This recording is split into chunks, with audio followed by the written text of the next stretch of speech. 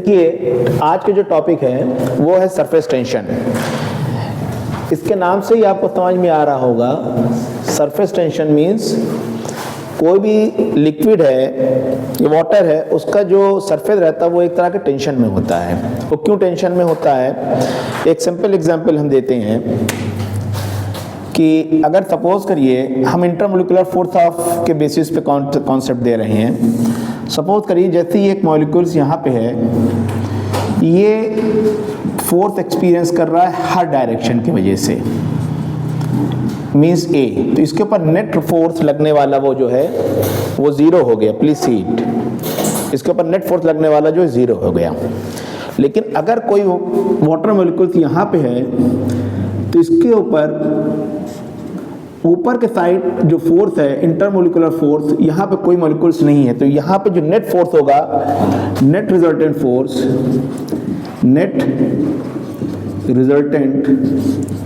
Force in downward, net resultant force जो होगा वो डाउनवर्ड होगा। तो जब नेट रिजल्टेंट फोर्स हमारा ये डाउनवर्ड हुआ तो इसका मतलब ये it in the state of tension, ये एक तरह का टेंशन पे है। पहली बात, इसको इस तरह से हमने इंटरमोलिकुलर फोर्स के कॉन्सेप्ट पे ऊपर समझा सरफेस टेंशन को।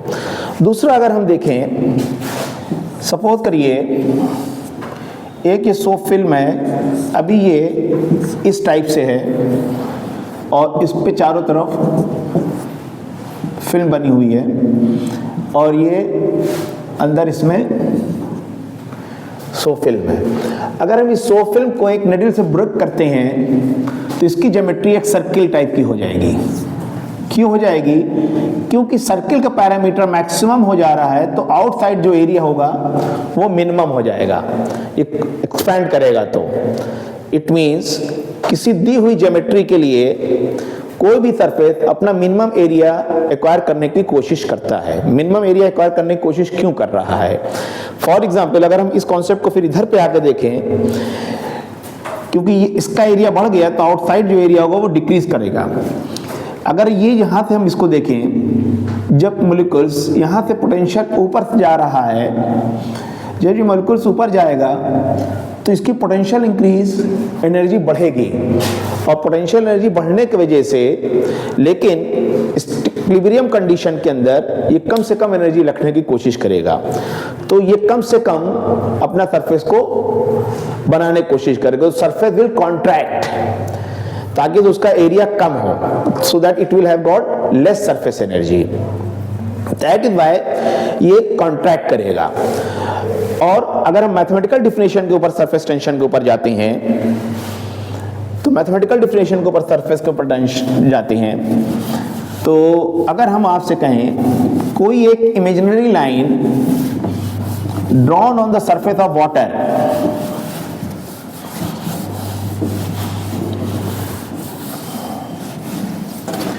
कोई एक इमेजिनरी लाइन अगर हम drawn on the surface of water रखें इसके ऊपर, तो इसके ऊपर जो फोर्स एक्ट करेगा, that force per unit length, that is F is equal to surface tension T is equal to F by 2L। Why we have taken 2L? क्योंकि ये जो इस साइड के मॉलिक्यूल थे वो भी यहाँ पे कांटेक्ट में होंगे, इसको और बड़ा करके हम बनाते हैं।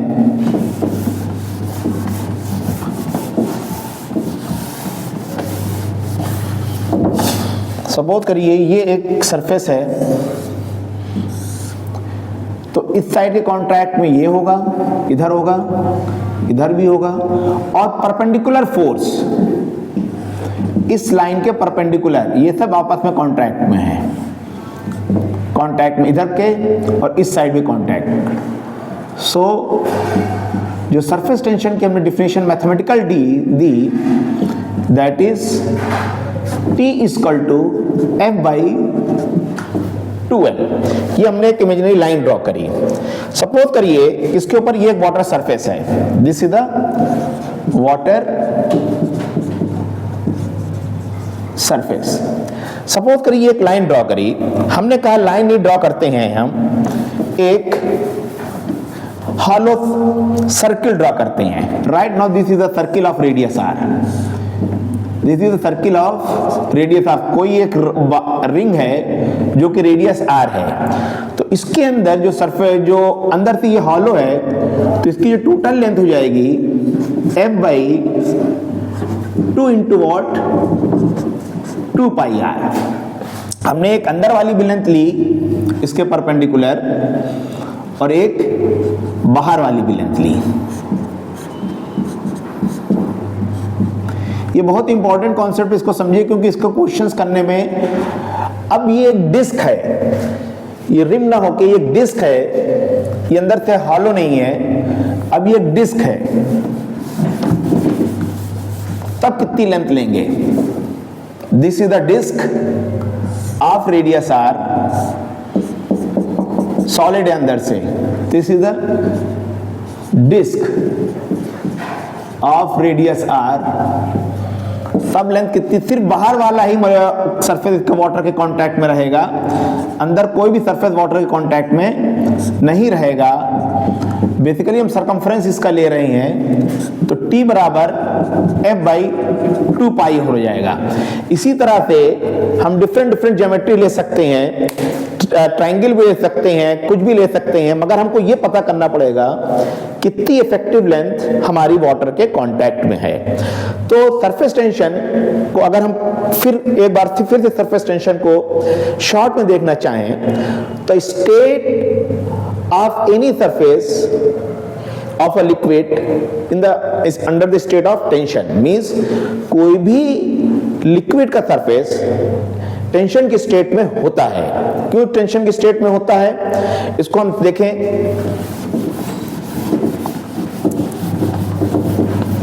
फिर से इसको देखिए एक बार,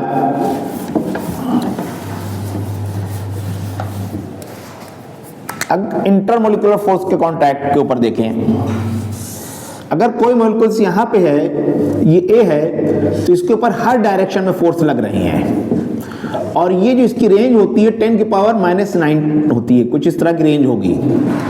इतने मीटर की इंटरमोलिकुलर फोर्स ऑफ अट्रैक्शन की रेंज होती है। ये this molecules A is equally attracted from all the direction, तो दिस इज फोर्स के हिसाब से इसके ऊपर कोई अनबैलेंस फोर्स नहीं लग रहा है।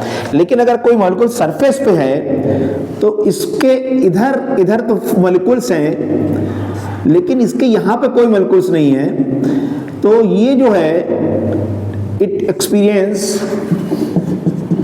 एक्सपीरियंस नेट डाउनवर्ड फोर्स,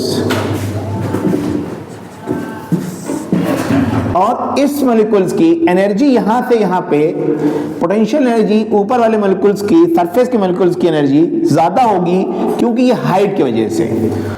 ये जो मॉलिक्यूल्स है एक एक्सपीरियंस अनबैलेंस डाउनवर्ड फोर्स कर रहा है, और इस मॉलिक्यूल्स की एनर्जी इसके कंपैरिजन में ज्यादा है। तो जितने भी सरफेस पे मॉलिक्यूल्स होंगे, वो अगर मॉलिक्यूल्स कम से कम होंगे, तो सरफेस एनर्जी हमारी क्या हो जाएगी? कम से कम होगी।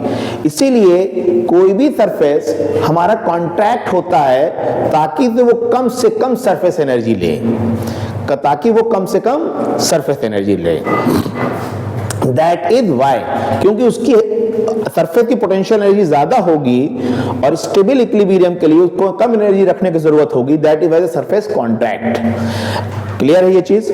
अब अगर हम आगे चलते हैं कि एक्सप्रेशन फॉर सरफेस एनर्जी, अगर हम कहें सरफेस एनर्जी का एक्सप्रेशन क्या होता है, तो पहले तो इसके ऊपर कुछ क्वेश्चंस हम लोग करके देखते हैं कि सरफेस टेंशन के ऊपर। देखिए एक बहुत ही, ये इस तरह की कोई एक फिल्म है, और यहां पे हमने कोई एक वेट को लटका दिया है, पूछा जा रहा है, और आपको वाटर का सरफेस टेंशन दिया जाएगा, और ये लेंथ L है, पूछा जाएगा इसका मास m है, पूछा जाएगा वाटर का सरफेस टेंशन दिया गया है, कितना मास हो जाए कि ये इक्विलिब्रियम पोजीशन में रहे, ये नीचे ना गिरे। तो ये सिंपल टाइप का क्वेश्चन है, ये नीचे ना गिरे, इसका मतलब कोई एक फोर्स ऊपर की तरफ इसके ऊपर लगना चाहिए। और ये जो फोर्स किधर की तरफ लग रहा है, mg नीचे की तरफ लग रहा है। ये फोर्स F बराबर किसके हो जाना चाहिए, mg के बराबर होना चाहिए, और T बराबर F बाई 2L, तो F equal to 2L into T। It means this 2L into T बराबर क्या हो जाएगा, mg के। ये एक बहुत ही आपको लेंथ दी जाएगी, T दी जाएगी, m दी जाएगी, g जाएगी, और सब इस क्वेश्चन में एक इंपॉर्टेंट चीज ये है कि यूनिट आप सेम रखिएगा। फॉर एग्जांपल यहाँ पे अगर सरफेस टेंशन की यूनिट हुई तो न्यूटन पर मीटर, और यहाँ पे अगर केजी है तो आपको यहाँ पे मास को आपको केजी में रखना पड़ेगा, जी को आपको मीटर पर सेकंड स्क्वायर में रखना पड़ेगा, लेंथ आप मीटर में रखेंगे, यूनिट का ध्यान दिएगा। इस तरह से एक न्यूमेरिकल हमारा इसके ऊपर वैल्यूज देके पूछा जा सकता है, जो कि आता भी है। एक छोटा सा क्वेश्चन है तो ये एक न्यूमेरिकल इसके ऊपर बन जाता है। अब इसके ऊपर आता है दूसरा टाइप का सरफेस टेंशन पे कि सरफेस एनर्जी क्या चीज है। What is the surface energy, what is the surface energy. होता क्या है कि surface energy is defined as the amount of energy stored per unit area by a surface.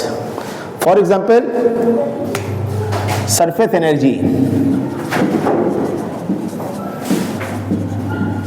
what is surface energy? Surface energy, it is defined as amount of energy stored per unit surface area। तो basically होता क्या है, होता ये है जब किसी चीज का एरिया बढ़ता है तो मॉलिक्यूल्स नीचे से उस पॉइंट के ऊपर पहुंच रहे हैं, तो जो उस पॉइंट पे नीचे से मॉलिक्यूल्स पहुंच रहे हैं तो एनर्जी उस सरफेस की बढ़ रही है, और जो वर्क डन हो रहा है वो एनर्जी के फॉर्म में स्टोर्स हो रहा है, जो वर्क डन हो रहा है वो एनर्जी के फॉर्म में स्टोर हो रहा है। देखिए ये वर्क एनर्जी थ्योरम का बहुत ही कॉन्सेप्चुअल कॉन्सेप्ट है। Energy stores per unit area और ये work done by per unit area both are the same expression. For example जब किसी चीज का सरफेस बढ़ेगा तो उसके मॉलिक्यूल्स नीचे से ऊपर जाएंगे, और जब नीचे से ऊपर जाएंगे तो उस सरफेस की पोटेंशियल एनर्जी बढ़ेगी। दैट पोटेंशियल एनर्जी पर unit area is called surface energy. पहली बात, जहां पे एरिया बढ़ रहा है उसमें हमको कुछ वर्क डन करना पड़ रहा है, और वो work done per unit area is known as surface energy. इसके ऊपर बहुत से न्यूमेरिकल्स बनते हैं, और वाटर ड्रॉप्स क्यों शेप होती है, कैसे होती है, ये सब हम बताते हैं। अगर आपसे कहा हम एक्सप्रेशन निकालने जा रहे हैं, तो अगर सपोज करिए जैसे ये एक, अब इसको इसकी लेंथ हो गई और इसको हमने dx पोर्शन आगे बढ़ाया है,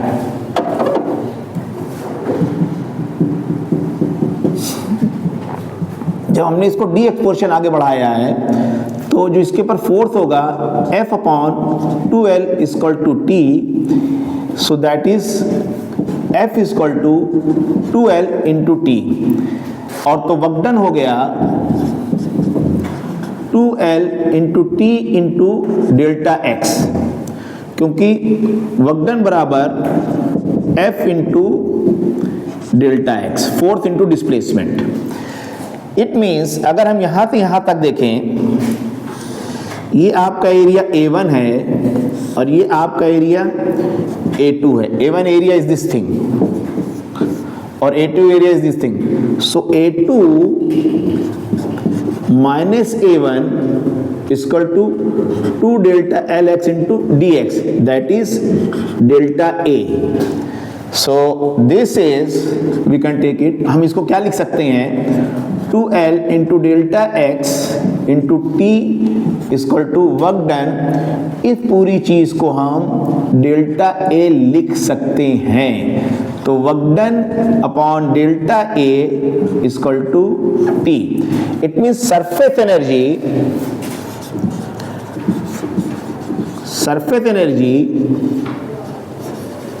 equal to surface tension, because surface energy is what, work done पर यूनिट एरिया, और ये जो वर्क डन हो रहा है यही एनर्जी के फॉर्म में स्टोर होगा। ये जो वर्क डन हो रहा है ये एनर्जी के फॉर्म में स्टोर होगा। That is surface energy is equal to surface tension के। इसका रीजन अगर हम बताएं तो इससे बहुत इंपॉर्टेंट है, वर्क डन की जगह पे हम क्या लिख सकते हैं, energy upon delta A equal to T K. It means energy equal to T into delta A. It mean जिस चीज का सरफेस जितना ही ज्यादा बड़ा होगा उसकी सरफेस एनर्जी उतनी ज्यादा बड़ी होगी। ये हम पहले से कहते चले आए, सरफेस कॉन्ट्रैक्ट होने की कोशिश कर रहा, कॉन्ट्रैक्ट होने की कोशिश कर रहा, वो हमने प्रूव भी कर दिया। अब होता क्या है, वाटर ड्रॉप्स वो क्यूबिकल शेप में क्यों होती है, क्यों नहीं होती, स्फेरिकल शेप में होती हैं, या कहीं पे जैसे छर्रे वगैरह बनाए जाते हैं तो उनको ऊपर से गिराया जाता है तो स्फेरिकल इन शेप दिए, क्योंकि स्फेरिकल इन शेप दिए होते हैं। होता क्या है, किसी दी हुई ज्योमेट्री के लिए, मास के लिए, गिवन मास के लिए जो सबसे कम एरिया होता है वो स्फीयर का एरिया होता है, और स्फीयर का एरिया जो सबसे कम होता है तो उसकी एनर्जी भी सबसे कम होगी। और इक्विलिब्रियम कंडीशन के अंदर हर चीज अपने में कम से कम एनर्जी रखने की कोशिश करेगा। तो दैट इज वाई जितनी भी रेन ड्रॉप्स होती है वो are spherical in shape, cubical shape में नहीं होती। पहली बात। दूसरी बड़ी बात, इससे और एक्सप्रेशन इंपॉर्टेंट आता है कि जैसे फाउंटेन है, फाउंटेन के में एक बड़ी ड्रॉप छोटी ड्रॉप्स में टूटती है। जब एक बड़ी ड्रॉप छोटी ड्रॉप में टूटती है तो सरफेस एरिया क्या होता है, बढ़ जाता है। इससे हम एक बहुत ही इंपॉर्टेंट एक्सप्रेशन के ऊपर आ जाते हैं। देखिए इसको मैं रब कर दे रहा हूं, इससे बहुत इंपॉर्टेंट एक्सप्रेशन के ऊपर आते हैं, वेरी वेरी इंपॉर्टेंट एक्सप्रेशन। ठीक, देखिए फाउंटेन के चारों तरफ हमको ठंड महसूस होती है, तो अभी हमने निकाला work done, upon delta A equal to T. तो work done equal to A into delta A, that is T into A final minus A initial. Delta A क्या चीज है, delta A equal to final area minus initial area, ये है delta ए। अगर ये positive होगा, means अगर कहीं पे फाइनल एरिया बढ़ रहा है इनिशियल एरिया से, all of you see this thing, very important conclusion. देखिए इसमें वाइस वर्सा भी हो सकता है, एग्जामिनर फंसाने के लिए दे सकता क्वेश्चन। अगर कहीं पे एरिया बढ़ रहा है इट मींस वर्क डन हो रहा है, क्योंकि ये जो वर्क डन आ रहा है हमारा, that comes out to be positive, it is positive, क्योंकि T इंटू डेल्टा ए क्या होगा, पॉजिटिव होगा।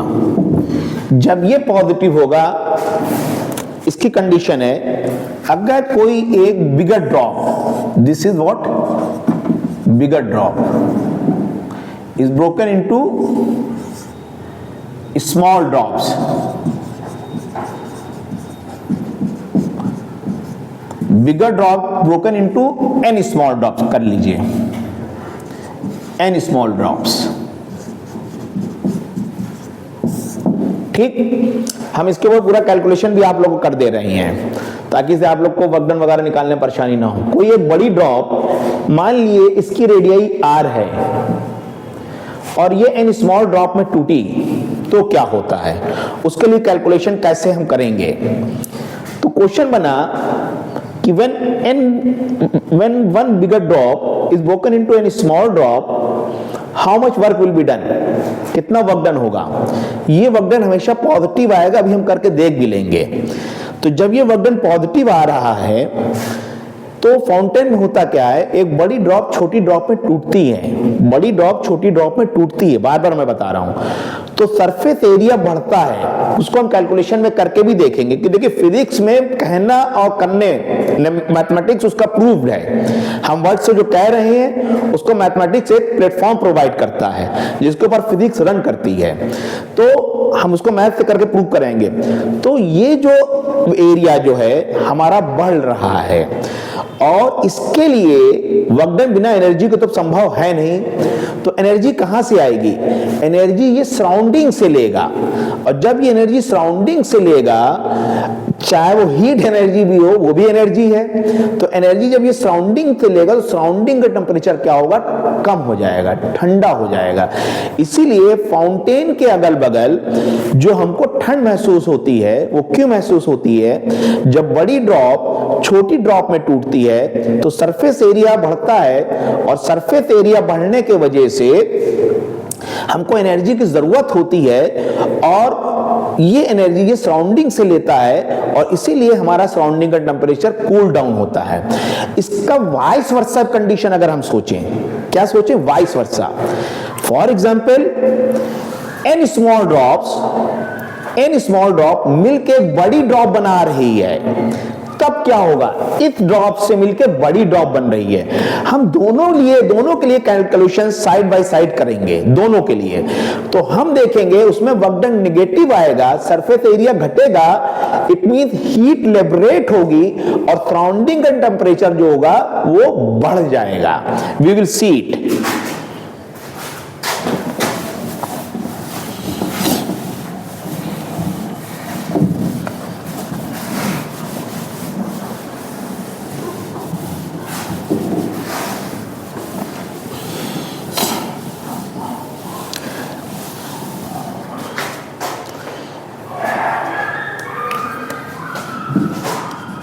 If a big drop is broken into n small drops, ये न्यूमेरिकल का surface tension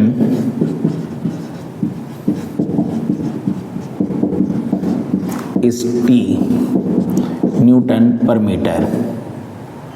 Find the work done. If the radius of big drop is R, कितनी drop में टूट रही है? एन स्मॉल ड्रॉप में। इसमें जनरली हम law of conservation of mass लगाएंगे। Means law of conservation of mass क्या कहता है? एक mass of one big drop, mass of one big drop equal to mass of n small drops. So mass बराबर क्या होता है? वॉल्यूम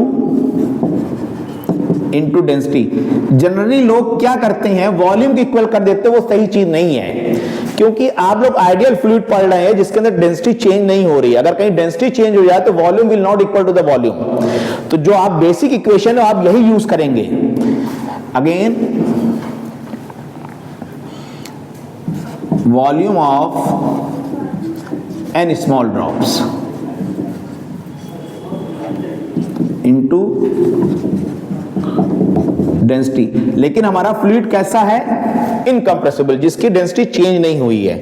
इसकी रेडियाई मान ली r है, तो इसका वॉल्यूम हो जाएगा 4/3 pi r cube equal to, जो छोटी ड्रॉप है उसकी एक रेडियाई का वॉल्यूम रेडियस क्या है? r। So that is n into 4/3 pi r cube. तो r equal to r upon n raise to the power 1/3। ये एक बहुत ही इंपॉर्टेंट एक्सप्रेशन है। इसका यूज हम टर्मिनल वेलोसिटी वगैरह में भी करेंगे, और नीट 2021 में जो एक पोटेंशियल का कॉन्सेप्ट आया था जिसमें n ड्रॉप्स मिलके बड़ी ड्रॉप बना रही थी, तो छोटी ड्रॉप का पोटेंशियल दिया गया था और बड़ी ड्रॉप का पोटेंशियल निकालने को कहा गया था। सेम कॉन्सेप्ट यूज हो रहा था, सेम कॉन्सेप्ट, जो टर्मिनल वेलोसिटी का सेम कॉन्सेप्ट वहां पे यूज हो रहा था। तो आप लोग अगर चीजों को मिला के पढ़ना चाहेंगे तो इस चीज का फ्यूचर में यूज आने वाला है बहुत आराम से। ये रिलेशन आ गया जब बड़ी ड्रॉप मिलके टूट के छोटी ड्रॉप बनती है और जिसकी रेडियस, छोटी ड्रॉप की रेडियस कितनी है r, तो छोटी ड्रॉप की रेडियस और बड़ी ड्रॉप की रेडियस के बीच में हमने रिलेशन निकाल लिया। ये क्वेश्चन है। अब हमको वर्क डन निकालना है। If a big drop is broken in any small drop, surface tension is T. Find the work done if the radius of the big drop is r. अब हमको वर्क डन के लिए expression निकालना है। तो work done के लिए अगर हम एक्सप्रेशन निकालना चाहें तो ये कैसे हो जाएगा?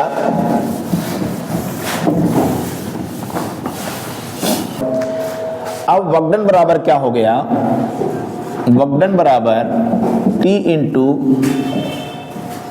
ए final area minus A initial area, that is surface area. यहां पे surface area that is T into an 4 pi R square into 4 pi capital R square. यहां पे जो फाइनल एरिया होगा वो n ड्रॉप्स का लेंगे हम। जो फाइनल सरफेस एरिया होगा वो हम किसका लेंगे?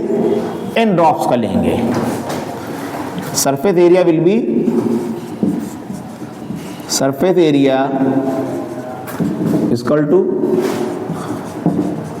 n drops, that is n into 4 pi r square। r क्या चीज है?